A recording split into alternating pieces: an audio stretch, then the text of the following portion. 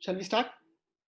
How do we do a better syllabus is first is table of that is we will find out the topics. That's one thing. And second thing is in those topics we'll have sequences. The sequence is required for two reasons. One, we can remove what is not required easily before we start a class, so that we can focus on what is exactly required. We will go to that in detail later. That is very much applicable to Java now. Then we can also make it easy for the upcoming topics if we can cover certain things that you are going to see later. If you can put a trailer of the topic in the previous one, it will be easy that our audience can connect it. So we are, from our side, we are putting that effort already. We are doing it. So the one request is you can just note down whatever we are talking about. You will see that whatever points that we are talking about, we will connect it as we go along with advanced topics in Java. And later, when we go to frameworks like Spring and all those stuff, we will be able to connect these topics. Without these topics also, you can learn that sessions. But if you know these topics, then it will make it much easier for you to connect and then learn that quickly. That's the idea. That's one request. And also just a suggestion, so it will be also better if we know the audience expectations also, because we see three different type of people's expectations. One, freshers who sometimes might find they are left out with some of the topics that we go. In case if it is there, please let us know. We will make some adjustments. If some of the topics is not understandable, let me know. We will cover specific topics for freshers alone. That's one thing. Second thing is experienced people who just want to polish their Java skills. So then we can go to topics like what is new and how things change and all those stuff. And then architects level are from an organization, they want to optimize their team, optimize their solutions and all those stuff. That's the third level. So that also will make a lot of help. So your feedback will help. That's one thing. Now we'll get into the topic. So I just have these questions. You can put it in the chat. I just want to understand from people, what do you think about? This is the common questions that you will see when you go to interviews.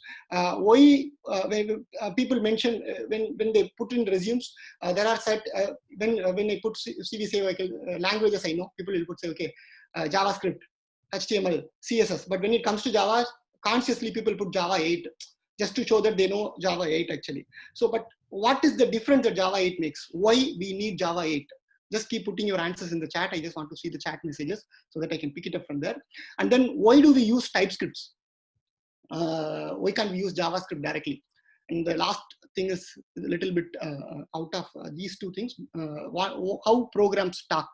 So these are all the three things that I wanted to ask audience. Anybody has any idea? Good enough. Okay.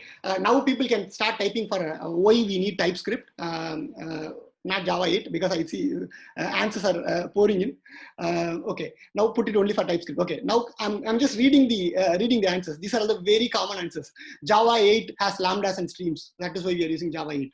Java 8 is a functional programming, and people who are somewhat smart, they will say Java 8 supports declarative programming.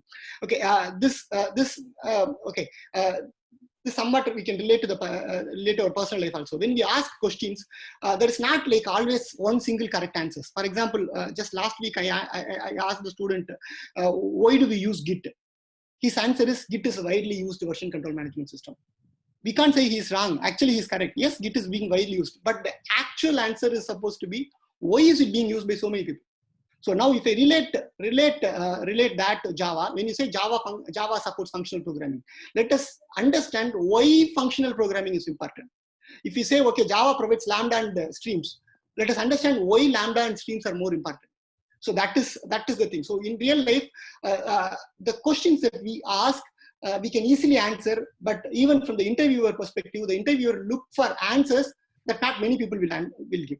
So that is how you can make a difference. So from an interview sake, if you can take that, probably in the upcoming topics, we will have definitions that you don't usually find it in books. That is how we will have the definitions. But then the purpose of this talk specifically is, as I told in the previous session, we'll have two things. One is how we do the work, two, how we get the work. These two are two different things. So for now, safety perspective, I'm going to focus only on how we do the work. So now I'm going to the TypeScript answers also. TypeScript is typed version of JavaScript, so less type related errors. Okay, what is the typed? So this typed system, the typed system is kind of kind of, I don't know whether it's a correct term, but I will say controversial topic, because now if you see within programming languages, it's like a bit, it's like multiple parties, they try to get votes actually. So they will say, okay, if they target one audience, but if they want to get other audience also, they will say, okay, we belong to that group also. That's not happening with programming languages also. Now just consider two programming languages that we are talking about, Java and JavaScript. Okay, when JavaScript was introduced, JavaScript was not respected because JavaScript was not even considered a programming language, because JavaScript did not have type safety, but Java had type safety, and that is the advantage of Java. But slowly, when things started coming into dynamic programming and all those stuff, then JavaScript claimed itself. JavaScript is not a new person in the competition. It is there for some time, but now people are so crazy about JavaScript. The reason being, JavaScript doesn't support types. It is dynamic. Okay, now if you say 20 years before, that's the same point that we told, that is why we hate JavaScript. But now we are saying that is why we love JavaScript. So things are changing. Similarly, now if you see the JavaScript evaluation in the last 2 years, people started complaining about, okay, dynamic is a powerful tool, but it is not good for everybody. It can kill your application. Now JavaScript says, okay, no, I am also supporting type. I am also type safe system. So that's why TypeScript and the new ECMAScript and all those stuff coming in. But then now we are going to talk about two things. One is dynamic programming and static programming. In reality world, these two things has to match with each other. Any programming language that has to successfully move on, they need to support both of us. That's the thing, because it's like audience expectation. We can relate that with Indian movies. Indian audience is something like this. We have our own brand of movie, like masala movies. What is masala movie? We will give comedy, we will give sentiment, we will give action, whatever that you want, we'll give. So that is how we make commercially successful films. So if you want to make a language that is commercial, if for a language to be commercially successful, they have the pressure of having supporting types as well as untypes. So in this, we are going to talk about specifically about type safety, because the topic is related to that. Now, what is Java 8 provides? Okay, functional programming, but then it's not just a dynamic functional programming alone. It provides functional programming along with TypeScript. That's the idea. Okay. Now, what is a type system? So any programming language that we see is considered powerful not when you need to learn a lot and then do it. For example, everybody knows you can write very good program, superior quality programs in C, but Java is considered more powerful. The reason being, C needs, the language that C express, it is not directly related to how we see things. So as a human, we see things in a certain manner. We see types, and each type has an attribute, each type has a behavior.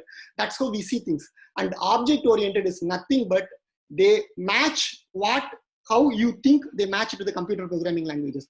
That's why object-oriented programming looks powerful, because more people can get into object-oriented programming. So one of the fundamental unit of object-oriented programming is we need to see things as types. That's the whole idea. So what is a type system?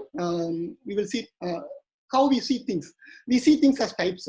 So now if you can relate that between us from now, we will come with a common terminology. The reason being, across languages, across technologies, we talk about things, but we talk in a different terminologies. So we will come to an agreement that from now onwards, we are going to talk about type, attribute, and behavior. When I say a type is, say, for example, a person. An attribute is what that person has. Say, for example, person has name. Okay, that is an attribute. A behavior, what that person can do. Say, for example, a person can walk. That is a behavior. Now, let us relate that into programming. So now what you see here, we have a person. So this is basically a type. And we have a name. We have name. A person has name. So note down for this keyword, has. Person has name. So that is an attribute, and person perform behavior. So in Java world, we call a type a class, we call an attribute a variable, we call a behavior a function. Okay. Now if you match that with databases, a type is nothing but a table, attribute is nothing but a column, behavior is nothing but a stored procedure. If you match that with your web services, type is nothing but a resource, attribute is nothing but JSON, behavior is nothing but the REST API that we provide. So we do same things, but in a different terminologies. So if you understand things, if you understand how to look at things, then it makes it easy for you to adapt, because that's the fundamental change. As a programmer, we are getting into the stage where we no longer can identify ourselves saying that we are a Java developer, we are a PHP developer. No, languages come and go now. Every day new languages will come. So adaptability matters. If you want to adapt, then take one step back, go to the basics, see things in a way that you want to see. So that is why seeing things matter. So it's kind of a fundamental topic. Sometimes it might be boring, but just note down for this topic as we go along. It will help you a lot when we speed up things. So, okay, now we see person. Okay. Now, in real world, things are not so complex. Things will get complex only when we get into the relationships, we get into behavioral things. So that is how things start changing. And it's very important when we have relationships, we need to have a proper establishment, say for example, if you want to have a relationship in a personal life, family values matter a lot. The reason being, that is how you make a proper relationship. That is how the features that a language provides is more important. So this is one of in my early days of learning programming, we had an opportunity to talk with one of he claimed that he writes something for C also. He was a very aged person. Then he doesn't talk about programming in technical terminologies. So he told about this. The power of programming language is not number of functions that it provides, number of attributes that it provides, number of language features that it provides. It lies in the relationships between those things, how we relate them together. And that is how you make powerful programs, actually powerful programming languages. See, for example, if you consider Java, if you look at the grammar book of Java, what are the things that Java supports? It supports class, it supports objects, it supports functions, it supports attributes, it supports generics, it supports enums, it supports interfaces, it supports functional interfaces, it supports annotations. Okay, but they are not powerful. When you put them together, then things gets more powerful. So that's how we are going to see. Now, the specific topic that we are going to talk about, how Java supports type safety. First of all, why do we need type safety? Because when your program runs, you need to monitor your program. So there are two ways that you can monitor your programs. One is, make sure you don't end up writing bad code. One. Number two, when things gets executed, you put proper security, proper checks at runtime. So these are all the two things. If possible, you will always prefer the first one. And that is what type system can do. So make sure you write your programs in a safe manner. That is the idea. That is what TypeScript solves for JavaScript. So what it does is, you can identify your programs early. That is how you speed your development. When you say TypeScript is a productivity tool, it's productivity tool not because you can type very fast because it's TypeScript. It's because TypeScript makes sure you don't commit a mistake as much as possible. But whether we can catch everything, that's a question that we'll see later. They can give you this type safety system, they can give you to an extent that you don't intentionally break the system. But if you want to break, you can break. That we'll see later as we move along. So now we'll get into let us look at the objects that we are going to talk about here. So we have person, we have employee, and then we have a character of disciplined, then we have manager, then we have structured character, then we have departments and all that stuff. Now let us try to establish these relationships. I have three objects. So now if you look at these three objects, I have a person named Satish, I have an employee, and then I have a manager. So these are all the three objects. Now I want to understand, I just want to match my understanding when I create employee. Now, first question, is employee a person? Of course, he's a person when he's doing something else, but employee is a person. So now what we need to do is, we ask Java, is employee a person? But Java says no, it catches this error at the compile time itself. It is not even allowing you to do that. The reason that it is not allowing you to do it is because employee is just an employee. If you want to make sure Java let you write this program, then you need to say,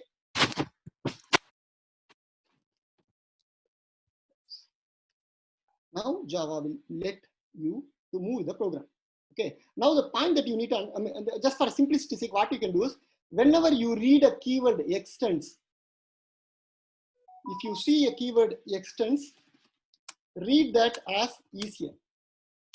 Whenever you see a keyword implements, read that as kind of. Whenever you see this generics, you use a terminology of list of employees, list of person. So if you can use this terminology, and this is where object-oriented programming is more powerful. Now, if you know these terminologies, object-oriented programming doesn't need documentations, because if you write a quality code, if you read the object-oriented program, it will look like reading an English newspaper. If you can match these three words, that you can read whenever you're free. Okay, now we are going to say employee is a person. So Java will say, okay, no complaint, employee is a person. Okay, now then, apart from that, what is the characteristics of an employee? Employee is kind of a disciplined guy.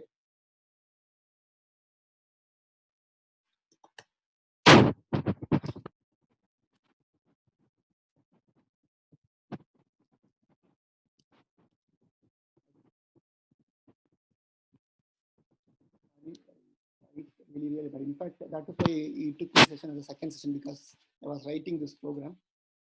So employee is disciplined, but then it complains. Java complains. You say he is disciplined, but if he needs to be disciplined, he should do what a disciplined guy is supposed to do. That is, do what others say. So that Java checks where before even you create your programs at the compiler. Okay. So now it's disciplined. Then we say, okay, we implemented it.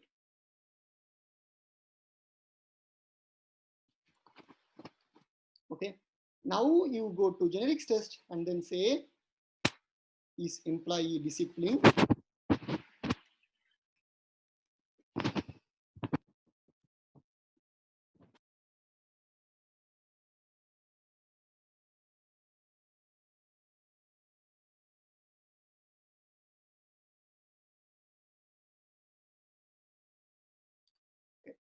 So the point that you need to note here is, okay, you're saying employee is disciplined. So it will say instance of should return true. That's okay. Now I'm saying we have another character. So there is a character of manager. So what a manager should do? A manager is a person who is more structured. So what is supposed to be, what you need to supposed to be structured is, so Java complains, if you want to be structured, you do what is supposed to be, what you're supposed to do for being structured. Do what I say. So that is, you are being more structured now. Okay. Now here comes the catch.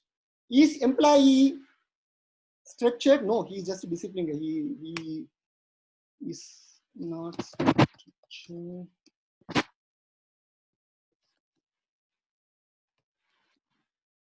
Okay. Now Java says, he checks whether this employee is structured. By this time, if anybody listens to me properly, you should have catched a strange behavior of Java. Can you identify what is strange now between when we say employee instance of a person and then now employee instance of structure? You can type your answers. Okay, 1, 2, 3, 4. Okay. Earlier, when you asked whether an employee is a person, employee is not a manager. Okay. Now I'm going to ask Java is a manager. What is the difference that you see between this and this? If it is easier relationship, Java catches upfront. If it is kind of, that is interface, then it does it at the runtime. Okay. Now, okay, one answer is multiple inheritance. That we'll come to that later. So that's one question that we used to ask earlier. That question is no longer applicable, whether Java supports multiple inheritance. So that we'll cover later. But the point that you need to note here is, it is not foolproof. There are still catches. We will see those catches exactly today. So now, if it is class, the instance of catches at compile time itself. But if it is an interface, then it cannot catch it. It will catch it only at the runtime. Okay, that's one thing that you need to note down. Okay, that's fine. Now we are getting into the manager. now this is manager. Is a manager a person? Yes. But in reality, manager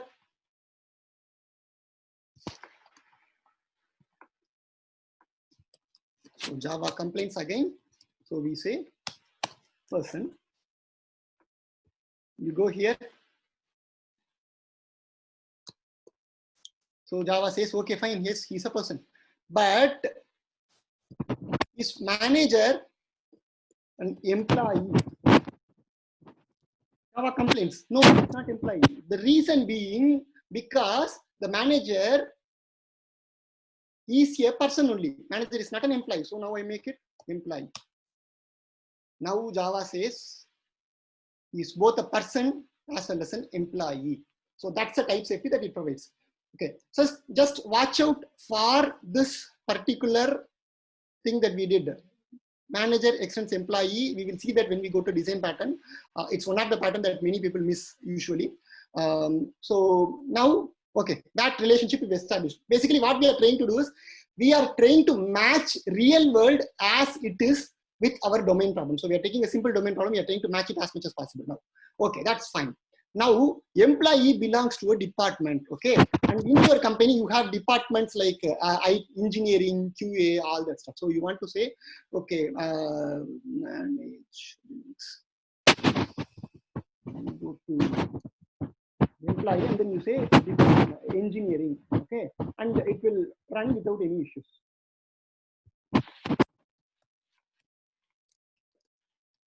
Department of employee.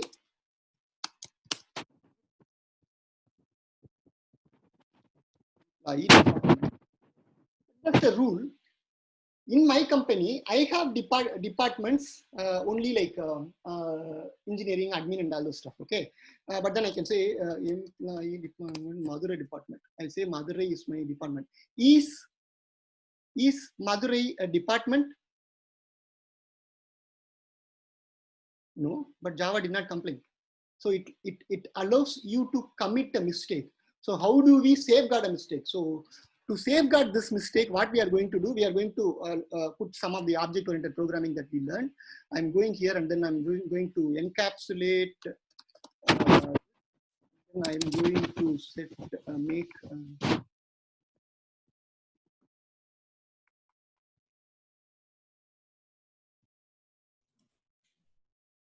Use generate. Generate, okay, generate. I'm new to IDEA. I don't use IDEA. I use. So we are with. It's a bit different, yeah. Okay, getter and setter.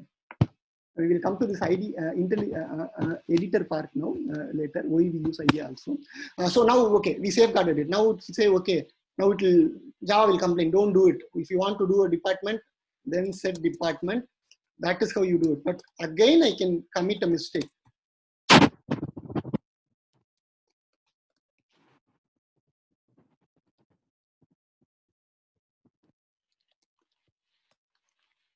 So will the problem be solved with this? No. Now we are getting into some advanced programming where I say, where do I want to put a control? I don't want them to set this invalid department. So I hate them setting this. So now I will if department dot equals say engineering, or if department dot equals QA, you set department. Yes, you throw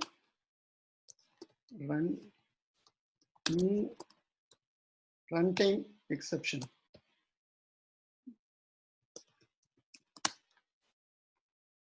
Correct value.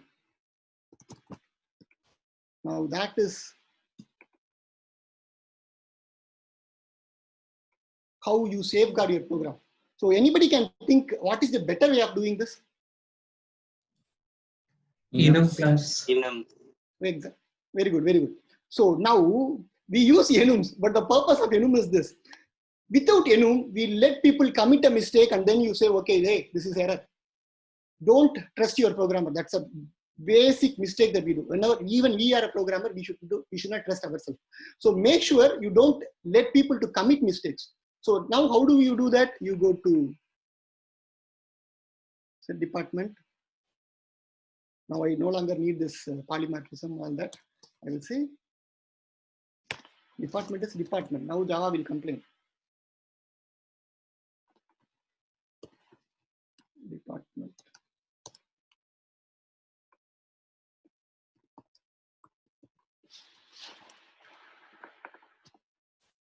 Department equal to department dot engineering, and then you say department. Okay, this is how enum comes into picture. I'm not getting into the in detail of what all the advanced features in enum, what are the advanced feature in generics, that we'll see later, but then we'll see what is the purpose. First of all, they are there. Okay, so now this is for enum. Okay, now we are going to put these objects into a bucket. We will see that in detail later when Vaibhav takes about collections, but then I'm just going to take a basic thing. I'm going to create a bucket. Consider this is a bucket.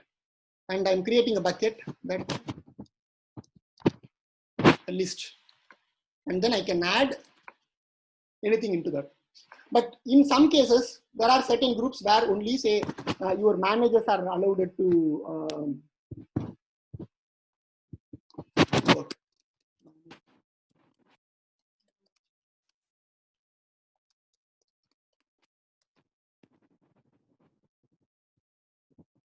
Now you can put anything in the bucket, but you want to safeguard this because you want to create a group where it's only your managers who can participate.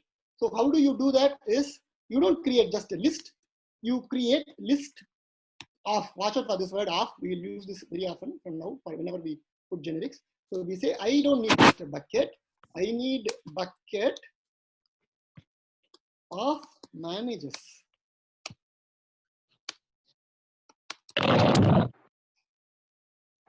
Now in the bucket of managers, add employee of persons.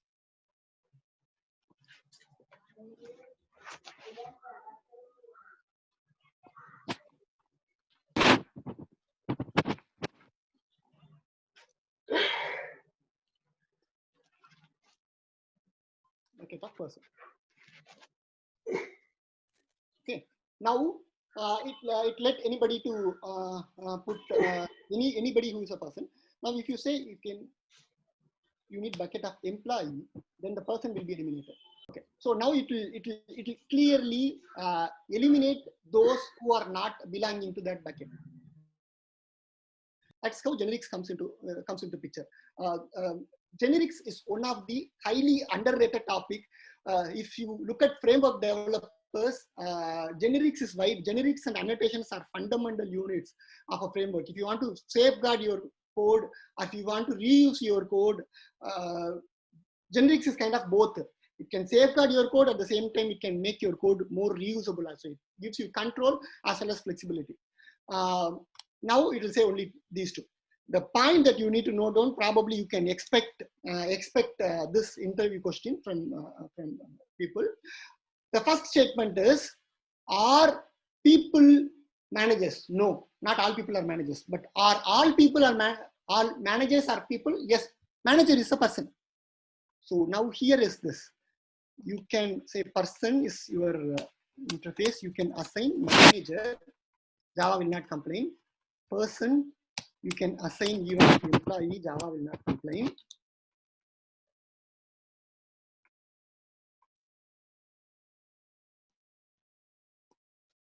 This is completely fine. But the catch is, now you have created bucket of person, and then you have created bucket of bucket of employee and bucket of manager. Now I can put, say, for example, employee as a manager, because manager is also an employee, but you can't do the reverse. I don't want to confuse this, but just to see, employee, this is not possible because not all employees can be managers. Okay, that check Java safely manages. But where the real check will come is bucket of, to be very precise, employee is a manager, but bucket of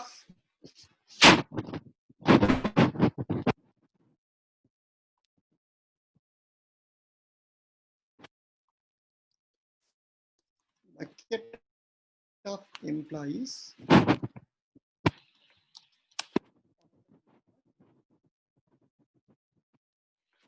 of managers. Java will not allow you to do. In reality, yes, it is possible. You can see that it's actually because if you have a group of managers, you say, okay, they are a group of employees also, but you can't relate that in Java. So there are, the trick is, there is a concept called type eraser. This, all the generic feature that you see, it's only for the compiler, because if Java takes this to the runtime, it needs to do a lot of checking, which will affect your performance. So it's kind of a compiler tool. There are certain information that you cannot handle it at time, and that's why Java will hide that. But one of the points that you need to note down is, when you go to collection of items, you can't match this user relationship directly. That's one of the limitations that we will have in terms of generics. We will see the topic in detail in the upcoming sessions. Now, before that, I just want to go to that the topic of how programs start, because I think that is a fundamental unit of understanding functional programming. Functional programming is not something new. It is there for quite some time. In fact, we do that functional programming with abstract classes, interfaces for some time actually. Okay, what is the change that we do now is, we understand what are things. Okay, there is no change in that. Things remains things only. So there is no change. They are always things only. But how these things talk to each other, that is how programs talk to each other. In a typical world, how programs talk to each other is, you do your work and then get your output, pass it on to the next program. So between the programs that you communicate, we transfer only attributes. So the programs talk to each other by passing attributes. I did my work, you do your work. I did my work, you do your work. That's how you do it. But where the dynamicity comes, the power is when you can pass on behaviors. This is what you see in collection when you go to filter and all those stuff. So earlier you used to write filter by age, filter by data as one function, filter by name, filter by city as different function. Now you can just pass that as a parameter. That's where lambda, all this comes, but don't look into lambda streams. Basically what you are doing is, as a program, between the program, you communicate as behavior, you pass behavior. That is why functional programming are more powerful, more dynamic actually. That's how functional programming will come into picture. So that is why we use functional interfaces. Now let us just get into how people actually easily take this power of Java. In fact, this is the complex program that I was writing, and that's why I took some time from Bibo said I'm not. So this is a sample program that I prepared. So the program that you see, it reads. It's very simple. All that it does is it reads. It reads content from a file, and then it just prints. The content of the file is here. So it says just hello Java. Okay. Now we will see how this program evolved over the new power that Java was adding to. Okay. Now let us consider this.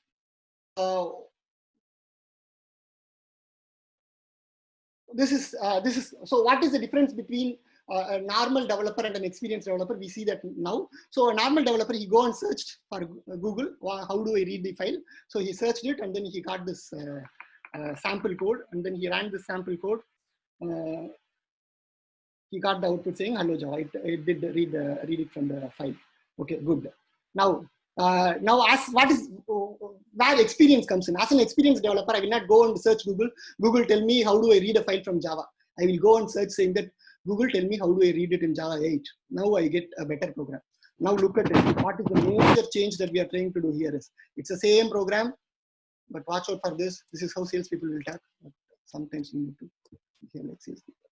Okay, now it's the same program, but in Java 8, the power of Java is actually now makes you write an effective program. What is the effective program? It is just 4 lines of code. That is how Java 8 makes you more powerful. Okay, now I'm going to the next level. I want to do it in an effective manner. I want to understand, okay, how Java 9 will do. Again, I googled how Java 9 will do it. Then I got this sample program.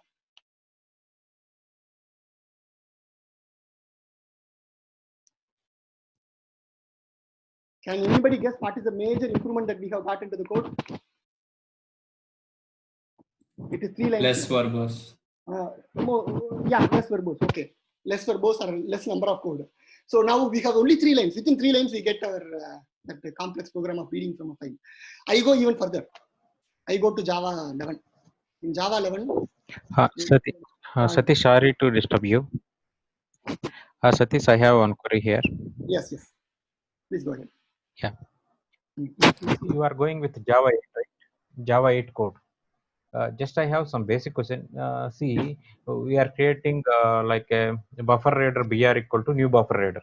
Okay. Instead of I am using buffer reader BR equal to new buffer reader, Java 8 code. Directly I will use a new buffer reader. I will remove this one. Directly I will use here. So performance wise, which one is better? Just I had a doubt from long time. So see, I don't want this up here. I will try this one directly. I will place here somewhere reader. Where is the reader? Here. I don't want to create this one. In performance wise, which one is better? Okay. So it has been a long time, because when I started preparing Java 1.4 side, right, we have a specific topic of reading IO, same like collections, where we'll have, if you look at IO, right, there will be basic four interfaces: reader, writer, input stream, output stream. And these buffer readers, if you look at it, same like in collections, you have linked list, array list difference, right? For addition and removing, you use linked list. For just contain the data, you use array list. Something is better for concurrence. That's the difference these readers makes. But if I understand, if I relate what I learned at that point in time, which we don't do it nowadays, but then buffered reader is good either for a small size file or a big size file. My query is not that one.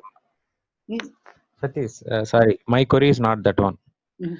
Take an example. We have an employee object. Instead of creating one more object like a buffer reader, directly I will use new buffer reader here, where the new buffer reader blah blah dot read line. I don't want to use this variable. Performance wise, is it good, or what is the better idea to while developing? Which variable? See, here I have a reader, right? I am creating new buffer reader. I am doing something input stream and I assign to the reader. Yes. I don't want to do this here. Directly what I will do is new, remove that one. And what I will do, this entire information I will keep as here, reader. Okay. Then what? This will not have any performance related. This is just a syntax thing.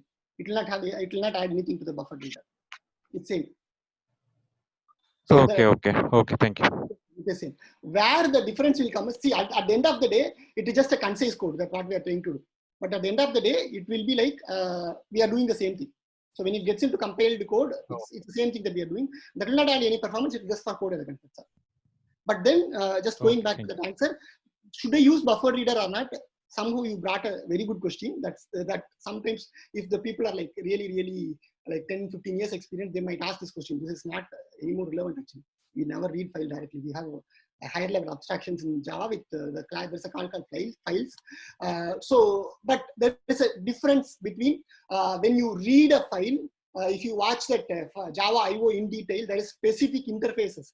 Reader writer is usually for text files. Input stream, output stream is for binary files. And between reader writer, there will be a lot of readers. They are for a specific purpose: string reader, buffered reader, and all those stuff. For a small size file, large size files. So that's one area that we can explore. So now coming to that concise Java. Satish, just I have one question. Can you go back to that code? Which code? The above one which we just saw. So when we did that new buffered reader into the while loop, will it not keep creating object every time it iterates? Let's say we have a big file of hundreds or thousands of lines.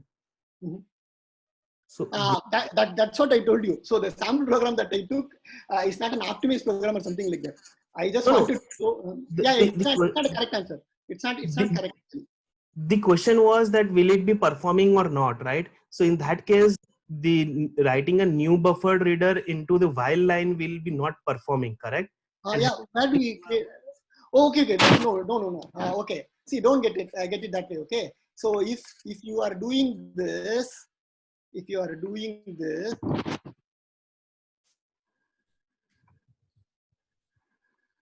okay, this is while loop, right? Yeah. Correct. Good catch.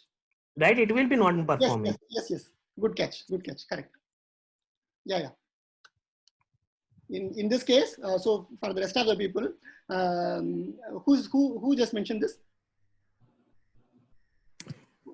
Myself, Ankit. Ankit, okay. Ankit, great catch. So for the rest of the people, what Ankit's point is, if you are doing it in the while loop, this while loop will get executed every time. So this will be unnecessarily getting created every time. That's what he mentioned. That's correct. That's not a correct way. Okay.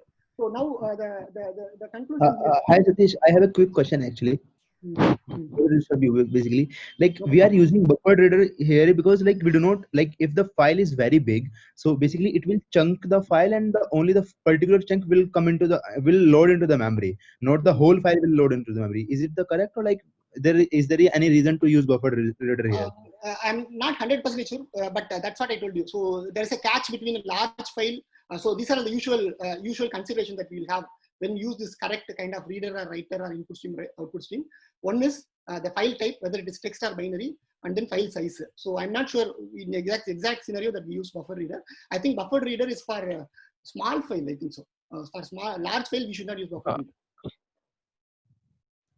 When you just want to read the large file directly, like a large file, I think we will not use buffer reader. That's my understanding, but I'm not sure. I need to verify that. Okay. Okay. Now this is the part that finally in Java 11 it becomes much smaller. Okay. But the point that you need to take is it is not number of lines that we reduce matters between these languages. The number of lines that we reduce is because for some other reasons, and that is what we are going to see in the upcoming session. Sorry, I took some extra time, but in general, just to recap, what we understand is how we see things as see things in a typed system manner. Why the type system is in place. The one point that probably I will add to that is this question that we can expect. What is the difference between abstract class and interface? What is a marker interface? Can anybody can give an answer for these two? There's a catch to that. That's why I just want to highlight this. Abstract class and interface. Okay, I will give you an answer.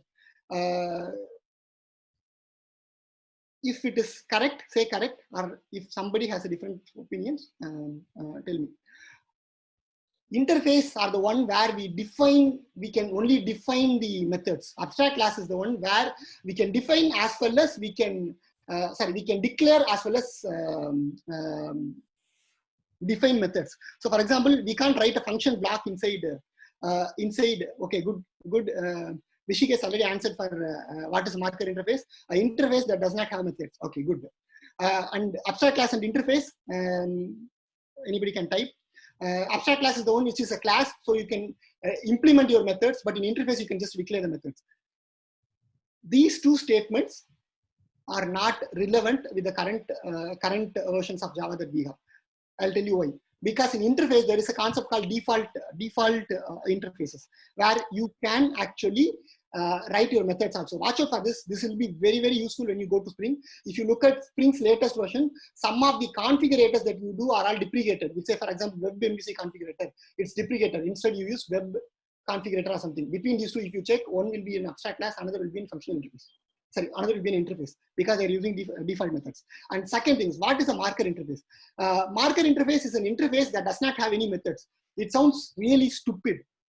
If you have the whole purpose of having an interface is to define that, okay, these are the methods that I want. But why do we define an empty interface?